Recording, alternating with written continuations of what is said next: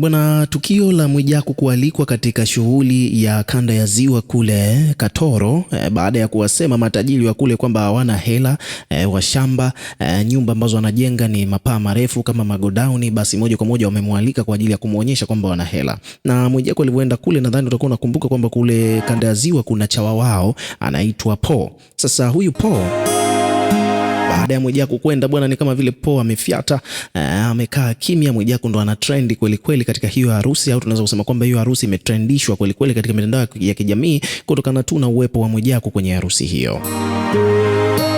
Lakini Mwijaku bwana alivyopata nafasi ya kwenda mbele pale kwa ajili ya kwenda kutoa zawadi, hii ilikuwa ni hafla kabla ya kwenda ukumbini, ni kwamba Mwijaku alivyoenda kwenye ile hafla bwana, moja kwa moja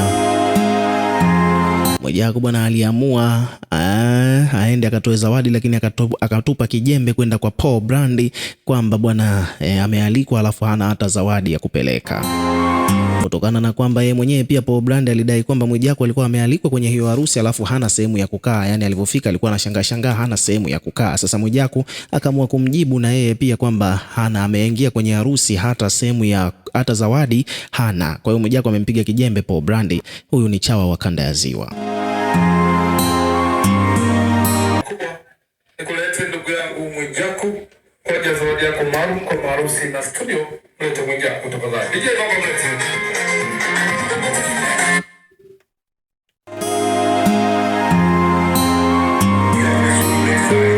Mzazi wangu. Mbele njia kwa mzazi tuwe naye. Kwa heshima na taadhima ningeomba mzazi, tafadhali mzee wangu, ningeomba anaweza kuja hapa mbele. Kwa sababu na mimi nimeleta zawadi. Mzazi nakusubiri wewe. Mbele njia kwa mzazi tuwe naye. Kuja kwenye shughuli ulete zawadi. Njoo mzazi wangu.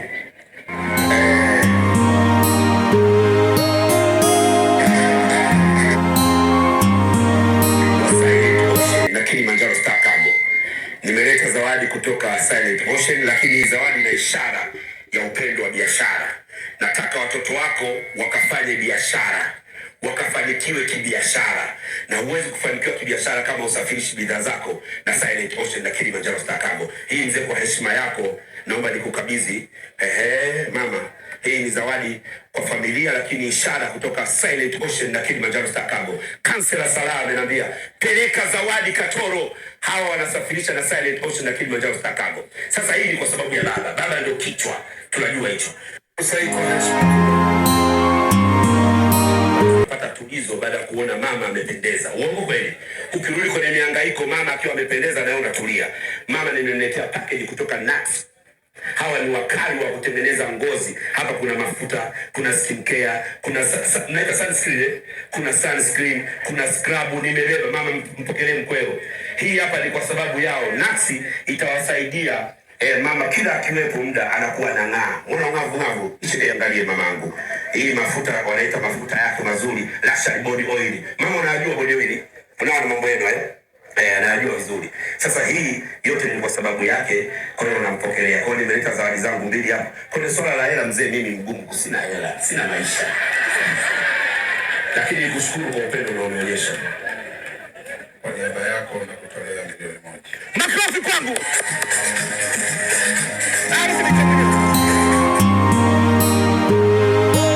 So hivyo ndivyo mambo yalivyo bwana. Kanda ya ziwa kule ni michezo ya pesa. Sasa Mwijaku yeye bwana alivyofika pale hela hana, kwa hiyo akapeleka zawadi kutoka Kilimanjaro Star Cargo, ambayo ni kampuni ambayo tunafahamu kwamba ilimpatia gari juzi Mwijaku. Na kampuni hiyo bwana ni kwamba inafanya kazi na Mwijaku kwa muda mrefu. Kwa hiyo Mwijaku ametumia akili nyingi sana hapa. Kama hujaelewa, ni kwamba Mwijaku bwana hapa ameenda kupromoti biashara za makampuni yake ambayo anafanya nayo kazi. Yani yeye ni influencer katika baadhi ya makampuni. Sasa yale makampuni yale ameamua kupenyeza hapa biashara zao, kuzitangaza kupitia hii harusi.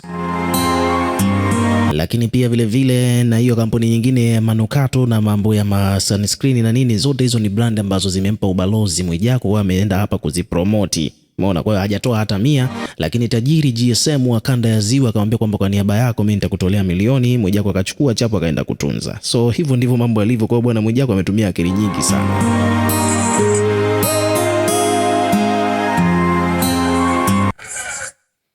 Kwa hiyo hapa wadau wamekuja kuweka maoni yao. Kuna watu wamegundua kile kitu ambacho Mwijaku amekifanya. Kuna mtu hapa amesema bwana, akili kubwa sana ametumia Mwijaku kutangaza biashara za watu bure kabisa kwenye sherehe za watu, na hakuna aliyeshtuka.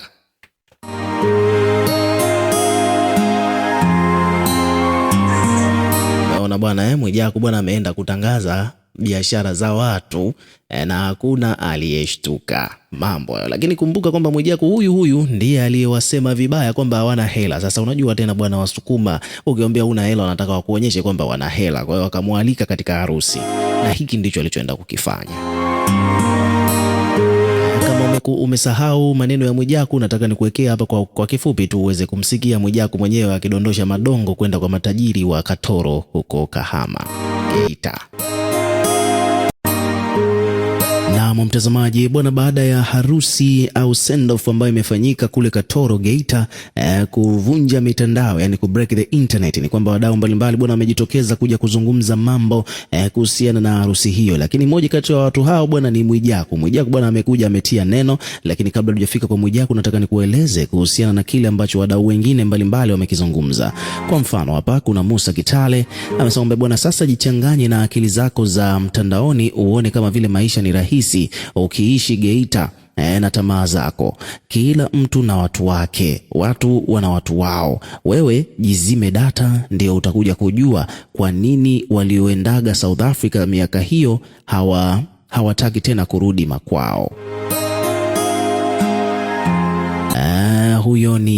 Huyo si mwingine bali ni huyo ni Musa Kitale amekuja kutia neno. Lakini Mwijaku kwa upande wake yeye bwana amewadogosha watu wa Geita, amekuja kutoa kama vile dongo kwenda kwao bwana. Wakati tumeitazama ile video ambayo imepostiwa kwa Paul Brand kuhusiana na jinsi ambavyo matajiri walivyokuwa wanatoa pesa, tuliona vibunda ni vibunda kweli. Kibunda cha milioni kinajulikana, kibunda cha 200,000 kinajulikana, lakini huyu baba mtu tuliona alitoa dola 100, akasema kwamba hizi ni dola 10,000, yani ni 10k USD, ambayo sasa kama milioni 26 hivi. Unaona bwana, hiyo ni zawadi tu alikuwa ametoa huyu mzee, na wakazumu zile dola, tuliona ni dola 100, which means kwamba kila dola ilikuwa ni takriban 200,000 kama na 40,000 hivi. Umeona, na zilikuwa ni nyingi, ni kibunda. Sasa basi Mwijaku kama kawaida bwana amekuja kuwasema vibaya matajiri hawa, akidai kwamba zile dola zilikuwa ni dola moja. Watu wangu wa Katoro narudia tena, nyinyi mnaojiita matajiri wa Katoro, niwaambie hivyo vitu mnavyovifanya vilishafanywa na matajiri wa Dar es Salaam, hasa Waarabu miaka 10 iliyopita. Mtu kama mimi siwezi kusema Katoro kuna matajiri. Miaka 10 iliyopita Waarabu walikuwa wanafanya hizo sherehe, kuwaita wasanii sebleni kwao, kuwatunza mahela, kuwafanya nini, miaka 10 iliyopita. Alafu tena Waarabu wa Katoro wote mnaonyesha video mpo barabarani na magari. Tuonyesheni mnapokaa, majumba yenu mnayokaa. Tuonyesheni majumba yenu mnayokaa.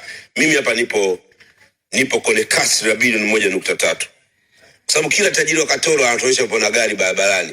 Mtu wa Geita yupo na gari barabarani. Mimi mnalala kwenye magari? Mnalala kwenye magari? Tuonyesheni majumba yenu. Niliposti mwezi wa Ramadhani jumba la tajiri yangu, mliliona lile. Sasa tuonyesheni nyumba mnazokaa. Mna nyumba mmeka mabati marefu kama godaudi, alafu mnajisia matajiri. Nimepita mi Katoro, Geita, nyumba zenu mabati marefu kama godauni. Mabati marefu kama godauni. Jengeni nyumba, rooftop unaweka zege ile kule. Katoro kuna matajiri mnashinda barabarani tu. Yaani matajiri mpo barabarani. Kwenye barabarani na kwenye kumbi za harusi. Barabarani kumbi za harusi. Tuonyesheni mnapolala. Tujue nyinyi matajiri mnaweza kushindana na matajiri wetu huku. Ni vipi? Takushindana na tajiri mtata, mnamjua ni tajiri mtata. Mnamjua tajiri mtata. Miaka 10 iliyopita ndio walikuwa wanafanya huo ujinga. Nyinyi ndio sasa hivi mnafanya huo ujinga. Unaangusha hela. Zimepita na wakati hizo. Jitafuteni kwanza. Umepata dhahabu yako kilo 1 sijui. Unatamba. Jengeni nyumba kwanza tujue mnalala wapi.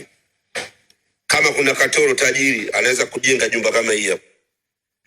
Mtaji hapo, mmeshe na hapo. Wewe mtajiri unahitaji tajiri, unajiita jina la tajiri wa da, eti huyu ni GSM wa Katoro. Wewe unamjua GSM? Put some respect. Pumbavu.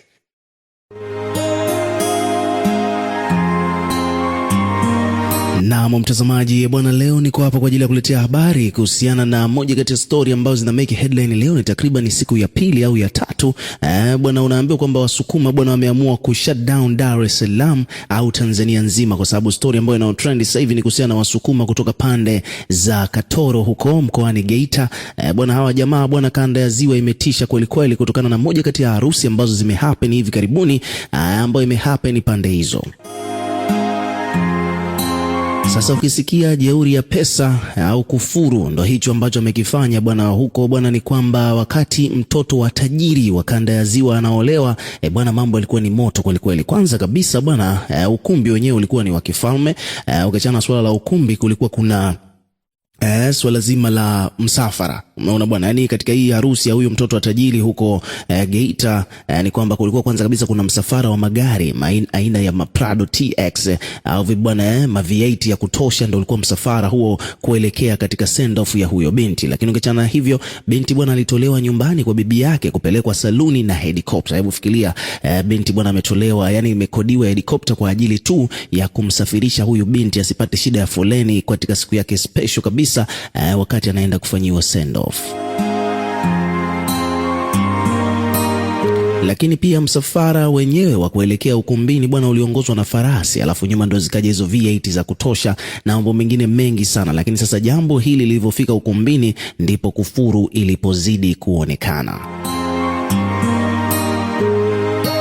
Bwana, huko Katoro Geita bwana, unaweza ukaambiwa kwamba wakaweza tena, kutokana na kwamba bwana, moja kwa moja katika venue yenyewe, yani ukumbini huko, ni kwamba Ali Kiba, moja kati ya wasanii legendary Tanzania, wasanii ambao wana historia ya kuwepo katika industry ya muziki wa Bongo Flava zaidi ya miaka 25, msanii ambaye sasa hivi ana utajiri, ana media, ana vitu kadhaa ambavyo anavimiliki. Lakini matajiri wa Geita katika harusi ya binti yao wakaamua kumuita wamlipe aje perform katika harusi yao. Sio jambo la kawaida kumuona mara nyingi Ali Kiba akifanya vitu kama hivi, lakini this time around